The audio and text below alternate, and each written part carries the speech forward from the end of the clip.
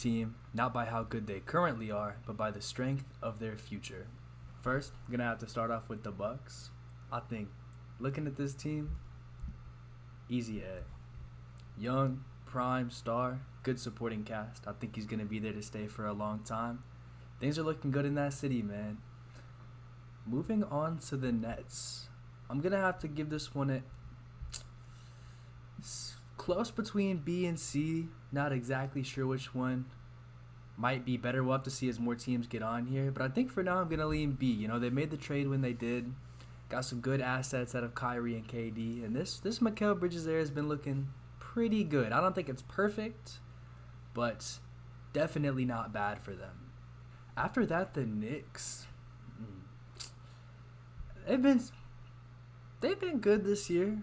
Made some interesting moves. I'm not going to say they're going to progress to being a title contender, but who do I think is better going forward, them or Brooklyn?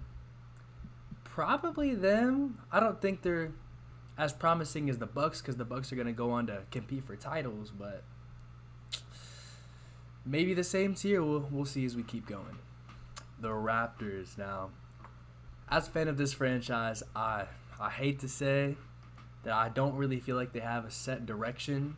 You kind of have on one end the Scotty Barnes youth movement, and then on the other end you have kind of the Pascal Siakam, Fred VanVleet sort of older thing. But I think they're still in a position where they can choose a direction. I just don't know if they will. And because of their lack of ability to do so, it seems, I'm going to go with a C, but they have room to grow. Utah. See, because they have Lowry. They have Walker Kessler. And they have good pick equity. I don't think they have that building block yet to really say, like, oh, they're up next. But they have a lot to work with. So I think, hot take, I'll go with A. I'll go with A. Is that a hot take? Maybe. But I don't know, man. I don't know. We'll see. Houston. D. I hate to say it, but the way this team has been all season, not just from a roster standpoint, you know, losing and being at the bottom, that's one thing.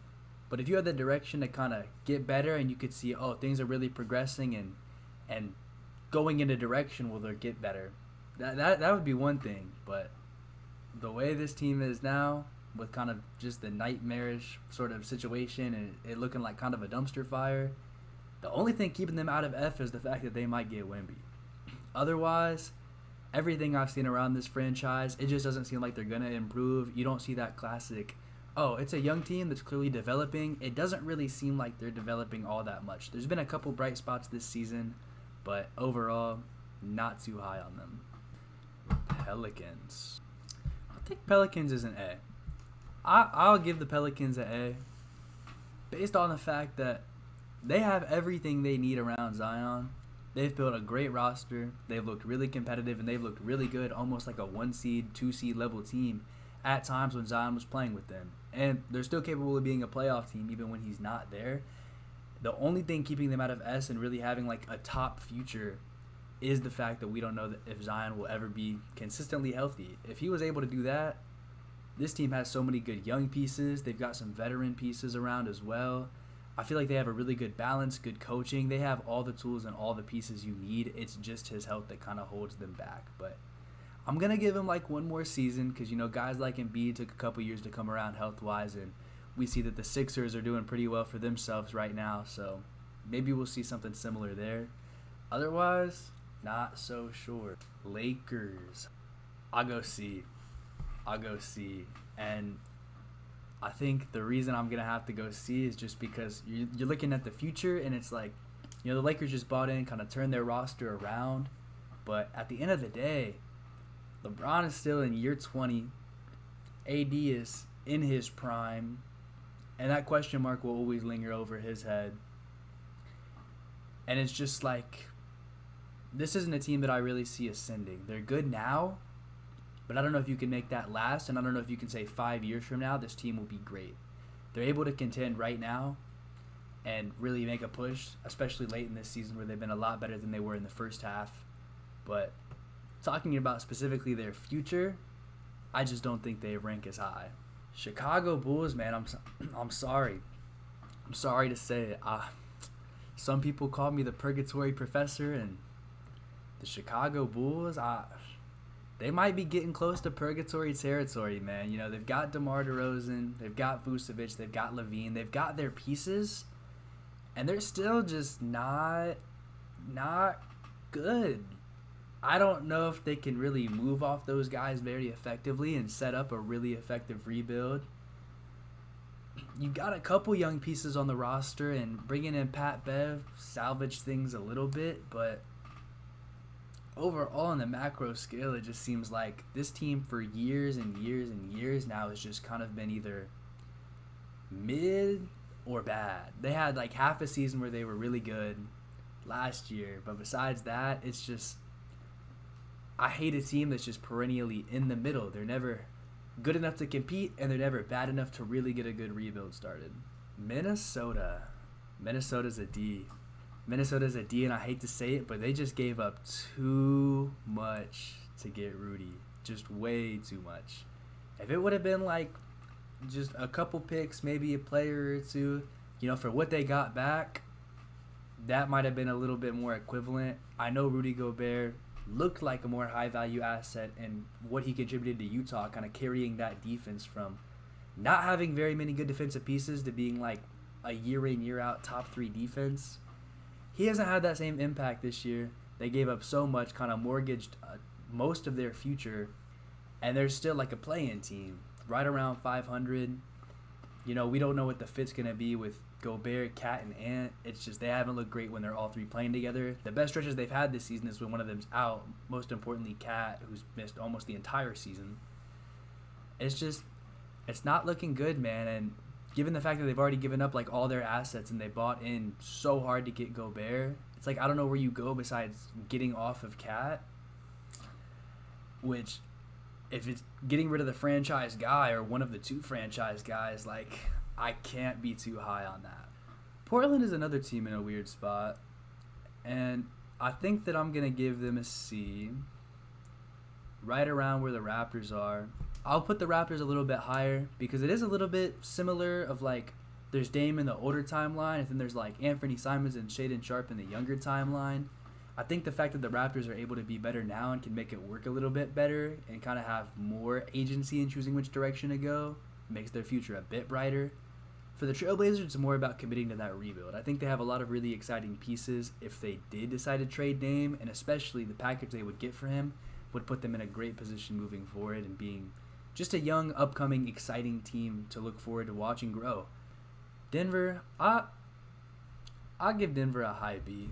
I think you got Jokic in his prime, a guy who's playing at like a top 3 player in the league level minimum. Some people might say number 1. You really can't get much better than that. I don't know how much this supporting cast is going to continue to grow, but as long as you have Jokic, you know, Jamal Murray will be there, he'll be good. Michael Porter Jr. will be there, he'll be good. Aaron Gordon has been really nice for them the past couple years. And then along with supplementary pieces to kind of round out the edges. They have some good things going. I think they'll be a contender in the conference for years to come.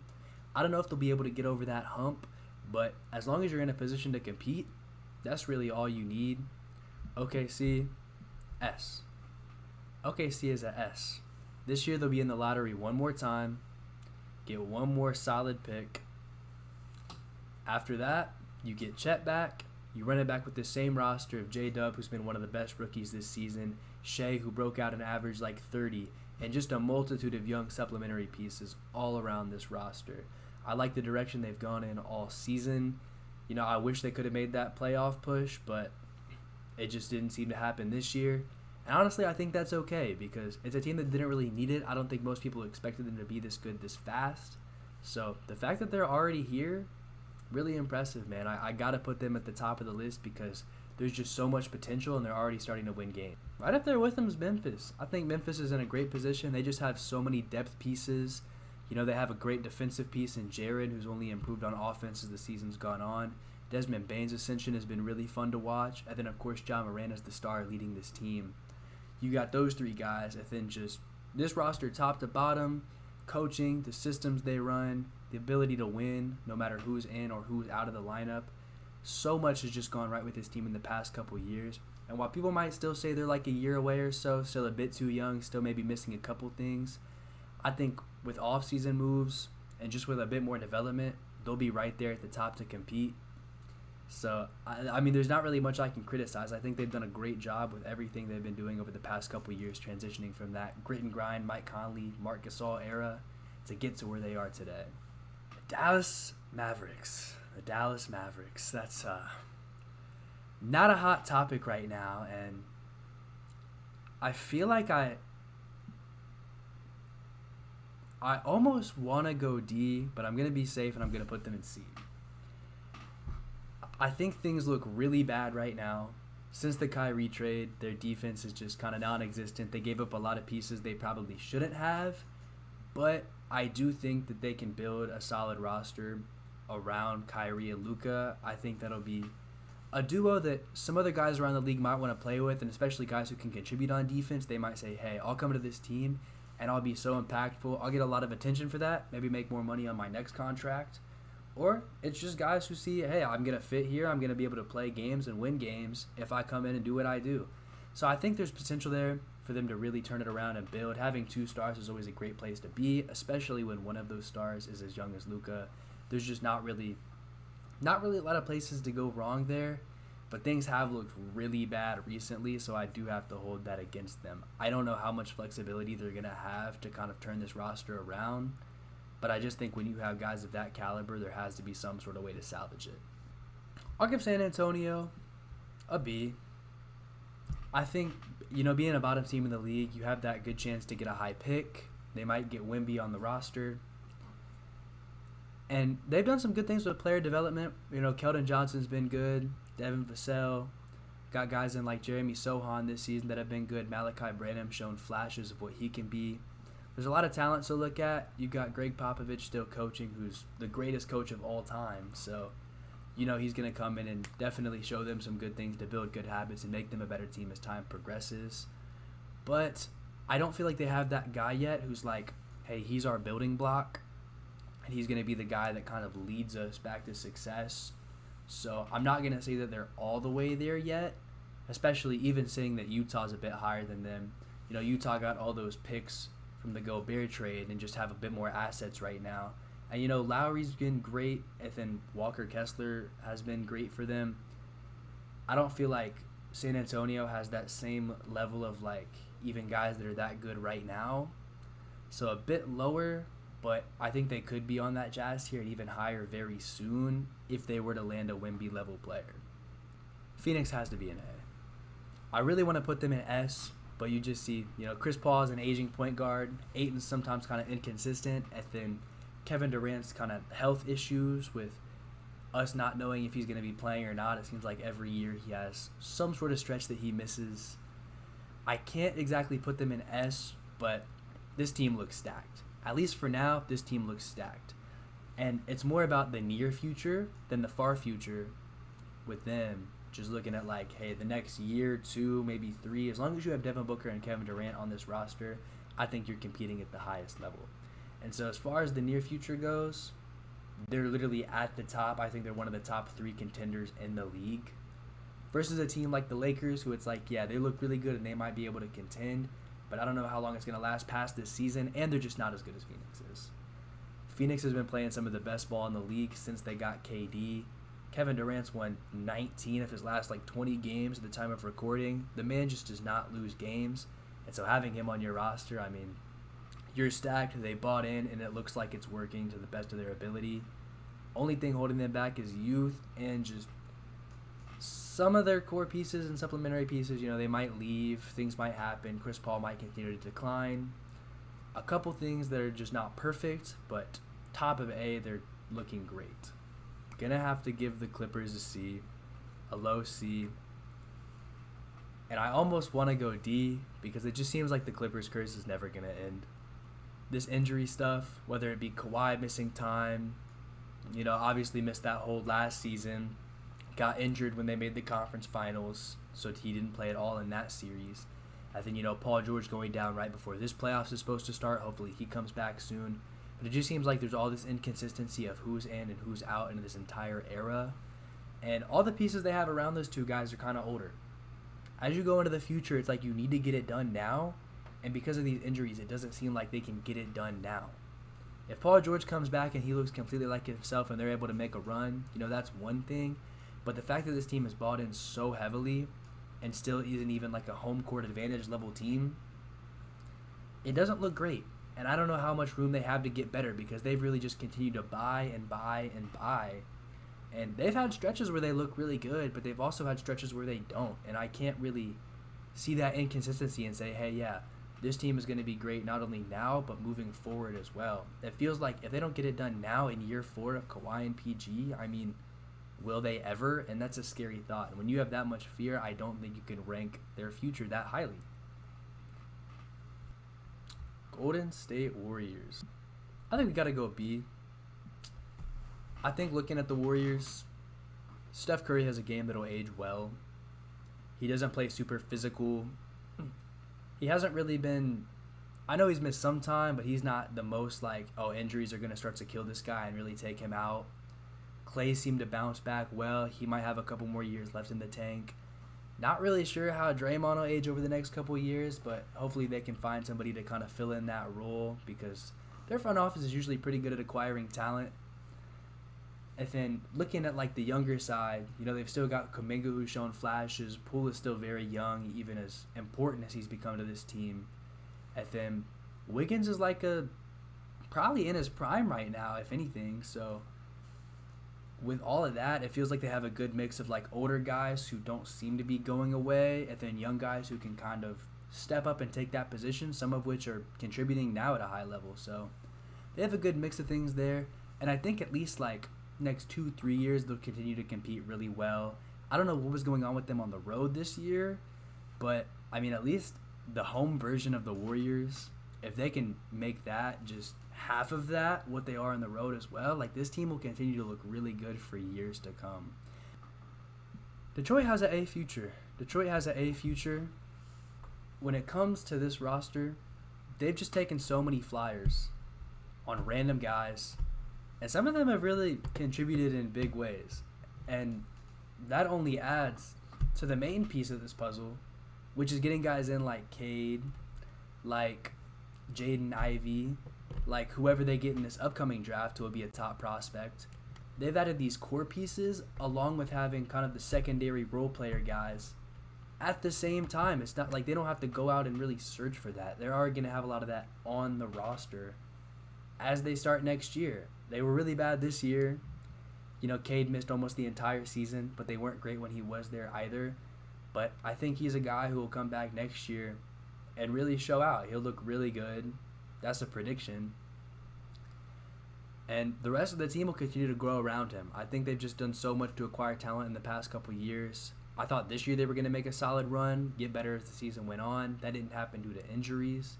So regardless, they just get to add more talent and continue to do it.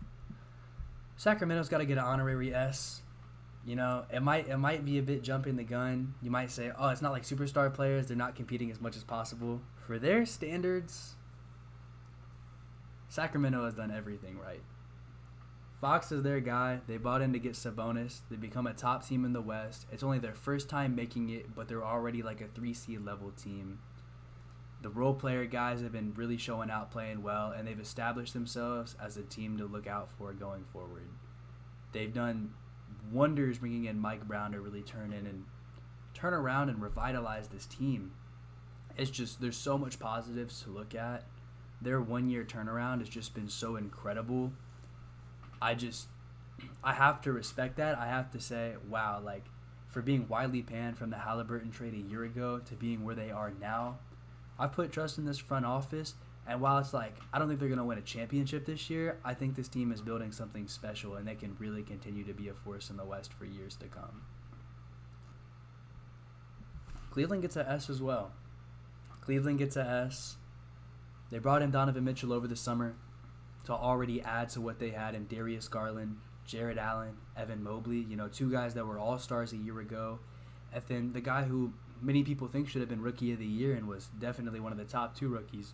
Looking at it simply, they have a great mix of young talent on the offensive and the defensive side. They've been ascending as the years have gone on. They're a 50-win team this year already. Donovan Mitchell is playing the best ball of his career. Darius Garland missed stretches, and the team was still great. It's just so much to look forward to. They're young. They're only going to get better, and they're already a 4 seed in a strong Eastern Conference. You know, those top 3 teams are really good, but I think they're like a year away from really competing with those top teams. And those top teams are like the biggest contenders in the league. The Bucks and the Celtics are usually considered as like the 2 top dogs. So if the Cavs can be on that level in like a year, which I think they have really high potential to be, I mean, you can't really put a future much higher than that. I think the Celtics are an S as well. I think they deserve that. I think Jason Tatum and Jaylen Brown are still young enough to where if you can keep them on the roster, you're still in that great position for years to come, even if they are a top team right now. You know, you've got pieces like Time Lord. You assume Marcus Smart will stay around for a while just to add to that defense and the well-roundedness of the roster. They've got good depth in bringing in bench pieces like Brogdon to be there. You hope he stays there for a while. Everybody on this team doesn't really seem like they want to get out besides Peyton Pritchard, and I don't think that really hits them too much as a contender. So everything on this team from top to bottom, what they've done over the past couple years, what they're doing now, what I think they'll continue to do, I think they're set up for a good future, and I think they'll be competing for titles for the next decade maybe. Maybe not that long, but at least like half a decade. Philly's going to have to get a B tier for me, kind of the middle of B. They look really good right now, a top seed in the East. Joel Embiid might be the MVP. Harden's had a bit of a resurgence from having a little bit lower of a season throughout his time in Philly last year. It's just the playoffs for them. They really have to prove that they can make a run. They got to at least go out like in a close 6 or 7 to like Boston or Milwaukee and look competitive throughout to convince me that they've got it going forward. I think if they go out sad again where they are now, you're going to start to see a lot of questions of, will this team ever get it done? Is it panic time in Philadelphia? And then it's going to be like, is there coaching overhaul with Doc Rivers being out the door? You know, are they going to try to get Embiid another guy besides James Harden and kind of retool there? And I just see a lot of volatility in what could happen if they flame out in the playoffs again. Because that lack of consistency and just because we don't really know and we're not sure on what they can be because we've seen them fail so many times, I can't put them as high because things might go south quickly. This might be a bit of a hot take. I'll put the Hornets in C. I think some people might think higher and some people might think lower. I'm not sure. Obviously, they've been poor this season, but they've really ramped it up towards the end of the year. You know, they finally got off of just god-awful center play, and then they started playing a guy in Mark Williams who came in and he looked, hey, he's real good. Like, he can be the center of the future. And that's something they were missing forever. Even throughout the whole, like, Kemba Walker era, everything, it's always like, yeah, this team needs some good center play desperately. A guy at the 5 that can play defense. They finally found that, and it took forever. I just think the history of this front office for years and years has just never been able to put something great together. They had the unfortunate circumstances of Miles Bridges, who was supposed to be like their co-star for LaMelo. And LaMelo just kind of continues to be hurt a lot, and it's really hurt this team at this point. And while they've looked a lot better the second half of this season, I just don't know if they can maintain that. And they might be able to bring in another talented guy, but I just don't know if they're going to be able to put it together and really utilize that. Washington's the worst in the league. I hate talking about them.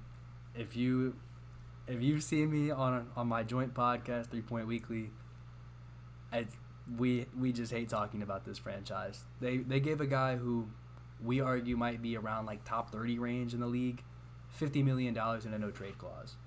Basically, not only becomes untradeable because nobody wants to take that contract on, but because you literally can't trade him without his permission. I don't know how you ever get a deal like that done, and as long as he's your best player making that much money, you're not going to be competing for anything significant. You might be able to sneak into a playoff spot, but I mean, they don't even look to be doing that with a guy in Kristaps playing some of the best ball of his career. Kyle Kuzma had a breakout season, and it still just didn't really matter. They weren't good enough to compete at any sort of significant level. I'll put Orlando in A tier. I think they have a really solid mix of talent. They're still bad enough to get a good pick next year, but they have the current, what I think is going to be the rookie of the year, in Paolo. And then you have a couple solid guards, Markel, Cole Anthony, Jalen Suggs, guys who can maybe prove themselves, and one of them might break out in the next couple years. You've got a guy in Wendell who's really good in your front court, and there's just a lot of pieces on this team that you think can really be something. Not to mention Franz Wagner, who was, I think, all rookie first team last year. Then this year has only continued his ascension to just be a really well-rounded player that seems like he can fit with what they want to do with Paolo and whoever else they bring in. And you see some good roster construction and some good chemistry that I think can really push this team forward as the years go on. Miami's a D for me. Miami's a D. I really don't like the way their future looks. I'm a big Jimmy Butler guy. I really enjoy his play. I enjoy the way he elevates in the playoffs. I think Bam on the defensive side of the ball is one of the best in the sport. They've got some solid pieces there.